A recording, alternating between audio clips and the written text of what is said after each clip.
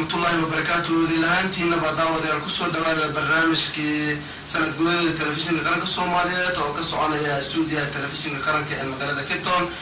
نبغى عبد الله إبراهيم تسرع على لسه السودة وحنا قبل بعد قرندنا وليهنا عبد الله قرش أو كسر عن الحافظة بيرفض وحنا فلي أخيار صومالية أو ديار وعاوين لهم بليان. زمر كان أقول مرحبا سنة جودة التلفزيون قرنك الصومالية ورنتي نوع كتور دوين دون ميكروفونك متكم إذا مرتدى عاو كسر عن الاستوديو هنا المقالة كيبتون. موسى كسر دو التلفزيون قرنك الصومالية.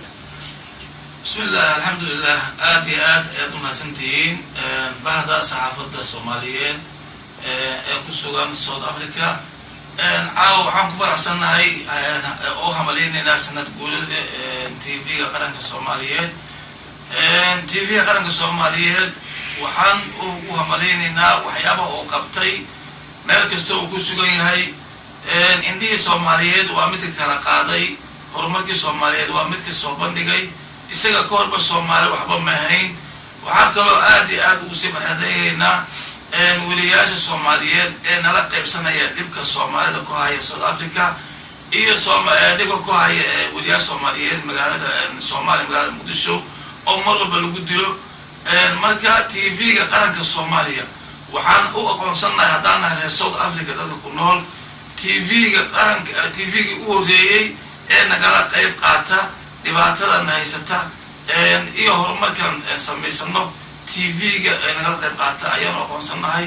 waxaan u sheegnaa hadaan Ilaahay awoodiisa nasiyo bilad wax la siiyo istaayla marka TV-ga qaranka Soomaaliya meel kasta ku furan xafiisyadiisa waxaan u leenahay hambaliyo ayaan u leenahay موسى هدي أنك ويديو روح أنا وشك التلفزيون قرنك الصومالية دينا أدو فرحسنتين دا وسديسة maxaad ku amaani kartaa maadaama aad tiri waa telefishinka kaliya oo Soomaalida aad u daawado waxaan ku amaani karaa TV-ga qaranka ee Soomaaliya isaga ka horba bulshada Soomaaliyeed xumaanta iyo samaanta waa kalma weyn sababtoo tahay wixii ka dhaca Soomaaliya si degdeg ah ayaan uga daawanaa wixii South Africa wixii ka dhacana si degdeg ay Soomaaliya nooga daawadaan marka adduunka dhammaan gudbooyinka dawladda meel kasta horumarka ayaysan wax kasta TV-ga qaranka Soomaaliya ayaan ka daawanaa marka waxaan leenahay TV-ga qaranka ka horba ma walaheeb ayaan horumar ma walaheeb madana reer South Africa magaalada aan ku darsada Muuse maadaama atiin jaaliyada Soomaaliyeed ka jirta magaalada Cape Town guud ahaan ba gobolkan Western Cape aduu ka tahay gudoomiye ku xigeen ka waran qaab nooca dula shaqaysan warbaahinta qaranka aad iyo aad ayaan uga shaqaynaa warbaahinta qaranka laftirkeedu waxa la yiri loo ciidanshaa warbaahinta qaranka iyo TV-ga qaranka Soomaaliya isagaaba taaganba meesha inagu tagano maraha jaaliyada danaay isagaaba taaganba ummadda Soomaaliyeed hadii meel ila dib ka dhaca isaga taagan hadii leeyahay horumar soo baxay isaga taagan TV-ga qaranka shaqaalihiisu ma hurdaan ayaysan manastaan horumarka Soomaaliya ayaa ka shaqeeya jaaliyada Soomaaliyeed ee South Africa danahan TV-ga qaranka ayaa meeshaan nala taagan oo dib hadii ma ka dhaco isaga nala taagan oo dibkina la qaybsanaya horumarkiisa nala qaybsanaya marka TV-ga qaranka aad iyo aad ayuu noola shaqeynaya TV soo noola shaqeeya waa yiri ayaan leenahay waa tahay Muuse oo ku soo noqon doona Xasan ku soo dhawo telefishinka qaranka Soomaaliya sidii magaalada Cape Town bismillahir rahmanir rahim alhamdulillahi rabbil alamin aad iyo aad u mahadsan TV-ga qaranka Soomaaliyeed waxyaabo badan oo ku amaani karo TV-ga qaranka Soomaaliyeed dhiirigelinta ama wacyigelinta ciidanka ama horumarka bulshada ama si kasta ha noqotay hanaanka dawladnimo oo sida diblomaasiyadda ay ku wadaan ama dhiirigelinta madaxda dalka ama dadka Soomaaliyeed waa gartay maadaama aad tiri wacyigelinta ayaan aad ugu amaanayaa horay telefishinka qaranka Soomaaliyeed waxaan u maleynaa warbaahin kale oo Soomaalidu leedahay ayaa jirtay telefishinka qaranka maanta markii dib loogu soo celiyay hawada 2 sano ayuu jirsaday ka hor ma jirmiya meel kale oo Soomaalida laga daawado oo telefishinka qaranka aan ahayn maya meel kale oo hada TV-ga qaranka laga daawanayo maanan arag TV-ga waxa dad baa u jilba murxay sidii macnaha oo hawada ku soo gari lahaa oo qarnimada uga shaqayn lahaa si kastaba ha noqotay dadkii ay intaas oo dhan u soo halgamay iyagana mudnaantaas lamid ay leeyihiin tv-ga qarankana waa dhiirigelinta bulshada soomaaliyeed meel kasta ay joogaan dhiirigelinta sababtoo dib u dhiska dalka ama horumarka dalka ama markasta heesaha laga shido ama markano ciidanka dhiirigelintooda ama madaxda ama qof kasta oo fiiriso sida macnaha kalsoonida leh ay soo jiidanaysa tv-ga qaranka oo ugu mahadcelinaa haddana ugu hambaleynaaya waa tahay waxaad inoo sheegtay wacyigelin iyo madadaalada bulshada in telefishinka kaliya uusan ku koobnayn waan kusoo noqon doonaa cabdiraxmaan kusoo dhawo telefishinka qaranka soomaaliyeed stuudiya magaalada Kiton. السلام عليكم ورحمة الله وبركاته. يعني halkan waxaan u hambaleynayaa TV-ga qaranka Soomaaliyeed وعاود هاي سنة جوريسي وحنا هاي دانا جاليد سود أفريقيا كارهان كيبتون همبلي مدة كلا وحوي TV قرن كوحهم معنا وTV كذي كفير صنو سيد الدولة وش قيسو وحو بدأ وطن كذا عيا السيد الباكيش الشعب كصومالي من رشوا تاي ملوا البيت شو أنا باكي وحنا كذا ونا شعب الصومالي سيد الرشوا تاي وهرمركز على وطن كا تونتفاع وكذا ونا وتهاي عبد الرحمن موسى ودام تلفزيونكي ولبصر الدستلاي كدمركي يا ولد بلوسو عليه maxaa isleedahay waa ka dhiman yihiin barnaamijyada telefishinka ka baxa oo aad ugu baaqaysaa madaxda iyo howlwadeennada telefishinka qaranka Soomaaliyeed in lagu soo daro aad uma hasan tahay waa sax TV-ga qaranka Soomaaliyeed isagoo shaqeeya ayaad moodaa weli inay xoogaa duldeela jiraan waxaan rabnaa haddii la yidhaha TV-ga qaranka Soomaaliya maadaama hadda uu shaqeeyo stuudiyihiisa Cape Town uu shaqeeyo وعندنا TV قرنك برنامج كأهمها بالشدة South Africa إن لقى سمايو أو ويل بعدو جرنا لقى بيجو أسبوع له أو أهمها بالشدة الصومالية كدع South Africa أسبوع كاستوحي كدع هرمك الصومالي لوجد بيو TV قرنكنا وعي أو بالشدة أو قبت الصوماليين أهمها بالشدة سلاس أكل قادنو si naloo ogaado dhibaatadan haysata hadaan maaseeray South Africa naloo ogaado horumarkan sameeyay naloo ogaado waxaan TV-ga qaranka barnaamijka arrimaha bulshada oo joogta in lagu sameeyo insha Allah saas ayaan jeclahay kuna talaleeyna ma South Africa kaliya ayay ku kooban tahay baaqadu mise waxa jira codsi caam ah oo aad howlwadeennada telefishinka qaranka Soomaaliyeed aad u dirayso dhammaan howlwadeennada telefishinka qaranka Soomaaliyeed laamankooda iyo xafiisyadooda iyo xarunta ugu weyn London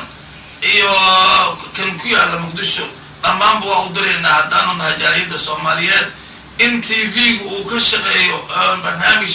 oo ka shaqeeyo Soomaalida ku nool South Africa in laga sii daayo mar walba nolol kugu sameeyo ayaan ugu baaqayaa dhammaan xafiisyada meel kasta ay ku yaalaan aad u mahadsan tahay Xasan haddii aan ku weydiiyo telefishinka qaranka Soomaaliyeed waa noo sheegtay in aad ugu faraxsantahay daawashadiisa inta uu hawada ku jiray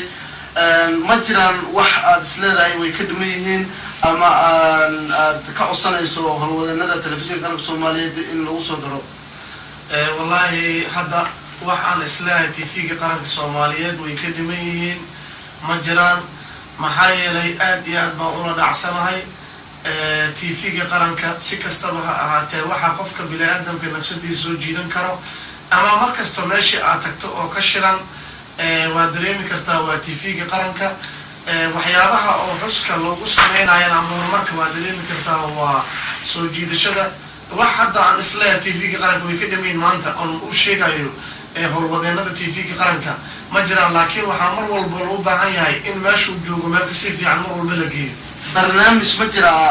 telefishinka qaranka Soomaaliyeed aad ku jeceshahay daawashadiisa oo ka mid ah barnaamijyada halkan ka baxa ها برنامج شديد سواء عن كجعلها سيدا مريسيقة للصعد كأرمها الصومالية دلوها بين تدلك سيدا معناها بيرجلين تشعب الصومالي ده بس والجيد شد إنها قفك الصومالية وأدي هذا دوما سنتها سنتين هاتنا وحان يكون جنيا وريهنا عبد الله قرشة أو خصوصا مجال كيب تاون جارهان حافظة بيالفل عبد الله وادنك سهل وقتاي أبغى ما سنتي عبد الله إبراهيم دسر ولي حلو برتك كجنا برنامج كاسر الدورة دبل دقة تلفزيون كقرية الصومالية قررنا حبيبتا إنه كلنا هاي استوديو تلفزيون قرن مقالة كابتن مركنا waxaa garabkayga taagan mid kamid ah madaxda naadiga sportska ee Brother Star ee ka ciyaara magaalada Cape Town gaar ahaan jaaliyada Soomaalida sagan kusoo telefishinka qaranka Soomaaliya xarunta magaalada Cape Town bismillaahir rahmaanir rahiim salaamu alaykum warahmatullaahi wabarakaatuh waa maasita Abdullahi Qorshe waan idin mahad celinaya dhammaan bahda Somali National TV Cape Town jaaniskan aan noo siiseen inaan maartay ka qayb qaadano barnaamijkan loogu dabaaldegayo sanadguurida TV-ga qaranka Soomaaliya Somali National TV runtii Somali National TV waxaan dhihi karaa waa midii ugu horreeyay muddo 12 sano ee Soomaaliya ee loo qaaday dhanka wanaagga sida aan soo nahay midii waa seef laba af leh loona adeegsan karo dhinaca maanta iyo dhinaca wanaagga midii la doono marka waxaan maqaati ka nahay 12 sano ugu dambeeyay inaan soo arki jirnay media ka shaqeeya kaliya sida loo horeeyo qolaada isku dirka maanta qabiilka waxyaabo dhan oo xun oo kale marka Somali National TV waxaan oran karaa waa kan kaliya ee isku xiray ummadda kala irdooday ee adduunyada ku kala nool tusayna wanaagga iyo maaragtay horumarka iyo nabadda iyo dawlad jacaylka marka waxaan leeyahay hambaliyo Somali National TV dadkii macnaha asaasi iyo maaragtay sheegeen fikradii ka dambeysaba iyo madaxdii maaragtay ku taageertayba waxaan leeyahay sheeg waa arrin wanaagsan Somali National TV-na oo talaabo horumar leh oo maaragtay ummadda Soomaaliyeed ee aad iyo aad u dirsatay haddana aad iyo aad ugu xiran yihiin dadweynaha Soomaaliyeed ee ku kala nool dibadda iyo daafaha caalamkaba iskuna soo gudbiya up-to-date information iyo waxa ka jira grand situation-ka Soomaaliya xaqiiqda ka jirta oo dhaba sadarteed marka waxaan leeyahay hambaliyo sanad wanaagsan Somali National TV hasii jirto sheeg hawshan meeshii ka sii wada wariyaasha maaragtay ka shaqeeya media waxa dhanba waxaan leeyahay waa shaqo wanaagsan aad qabateen waxaana tiin geesiyaal naftood horayaal ah yaan ka reebin wariyaashii geeriyooday maaragtay taasi halkan uga diraya dhammaan intii ayadoo shaqadaas ku jirta geeriyooday waxaan dhihi karaa waa geesiyaal mudan in bilad macnaha sharaf leh doonsiyo caruurtii agoon intii ka tageen maaragtay meel lagu ogaado waxaan kaloo baa u dirayaa dhammaan ummadda Soomaaliyeed in maaragtay ay taageeraan nabadda iyo dawladnimada kana fogaadaan colaadaha iyo qabiilka iyo maaragtay isku dirka oo dhan intaas ayaan soo koobayaa halkii وطهي أن داود يالو عسيو كلا إنك جرب كي جتاجن مد كمينا نغيرنا الصومالي كل المجال الكابتن كلام ده من عصتنا أن كل المجال الكابتن أن وعبد الحكيم مسكر عبد الحكيم كوزن هو تلفزيون قناة الصومالية أن كلنا عمليو عبد الله قرش هذا كله هاي مرة ما صدحات همبلي وحنا همبلينا TV قرنك لما سنة أسوجره ياسقو سجال لا تسال الجرا أنت هو همبلينا وحنا كلنا همبلينا دماء ومد الصومال مركز تيجوجان خاصة صحفيين تكشغي TV قرنك عن حبين إيمانين أنت وأنا لسنين وحنا يا همبلي وحنا لا صومالي يقول وما ستي عذر كان داشباي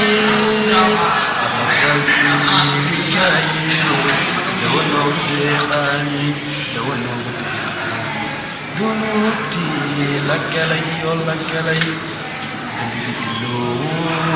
درسكو هاي سعفي سومالي درسكو سعفي طيب sidoo kale markaba waxa garabkayga taagan sida uu jeedaan daawadayaal mid kamid ah dhalinyarada Soomaalida ee ku nool magaalada Cape Town waxa uu kamid yahay dhalinyarada sida aadka uga dhex muuqda jaaliyada Soomaalida ku nool magaalada Cape Town samad soo dhawo telefishinka qaranka Soomaaliya iskudiis magaalada Cape Town bismillah waxaad u hambalyeynaa telefishinka qaranka Soomaaliya sanadkiisa ku dabaaldegaya anagana waa dabaaldegayna aad u hambalyeynaa telefishinka qaranka Soomaaliya أبغى الله سنتها حتى لو حبا أقدر له تلفزيون كريم سوماليا معك سوق كله والله تلفزيون سوماليا عاد وشغالنا شغالي سبسول ولنا عاد وقتها سيدو كله مركز لو حجر كي تاجر قال كم إذا كان عصرنا ولا نجيب بلا غير مقعد نقول كلنا كسروا تلفزيون كريم سوماليا أنا سراج الدين شاه عبد الله إن بدن أنا حكون ولا عبودن كسود أفريقيا marka telefishinka qaranka Soomaaliya waxaan ugu amreenayaa sida u shaqeynayaan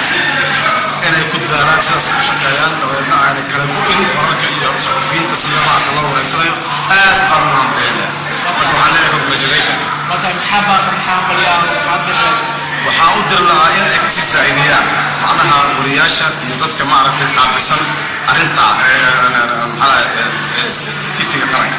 marka aad baan ugu hambalyeynaa aad iyo aad ayaan u mahadsantihiin dhalinyaradiina ka shaqeynaya maaragtay ama wariyaasha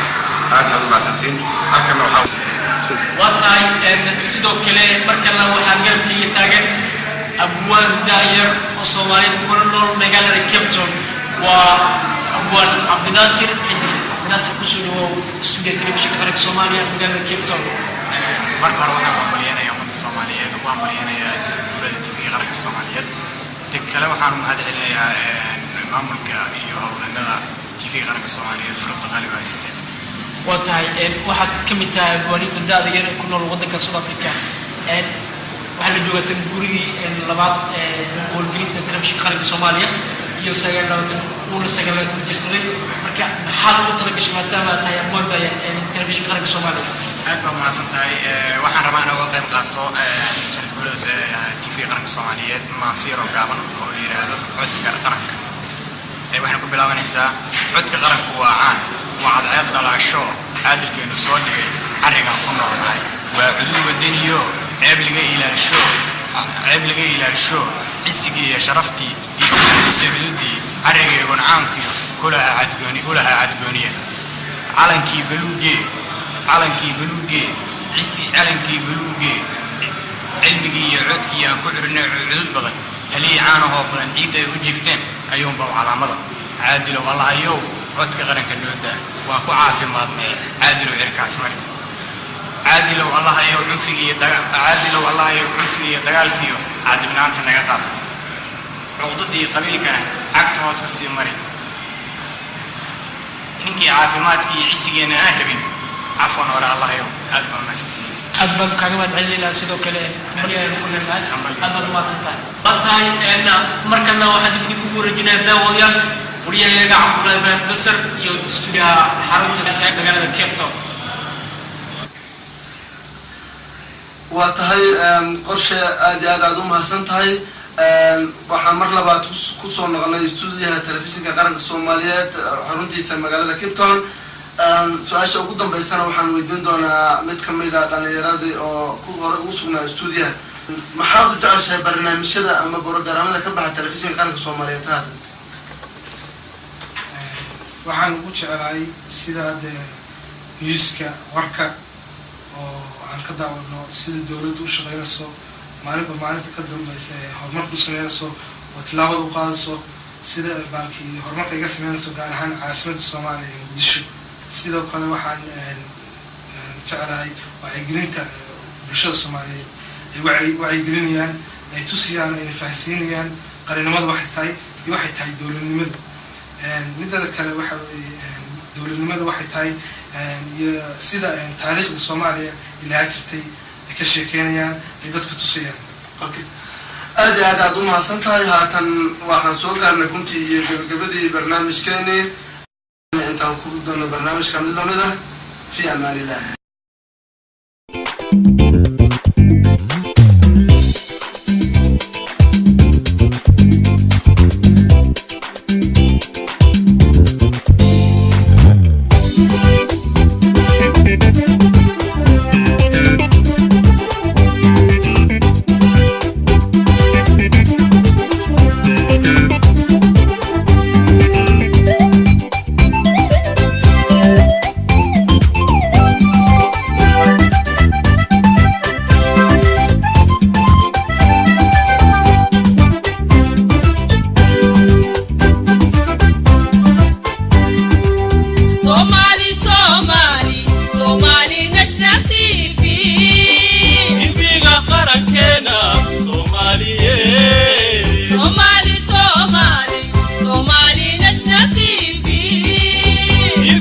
qarankeena Soomaaliyeed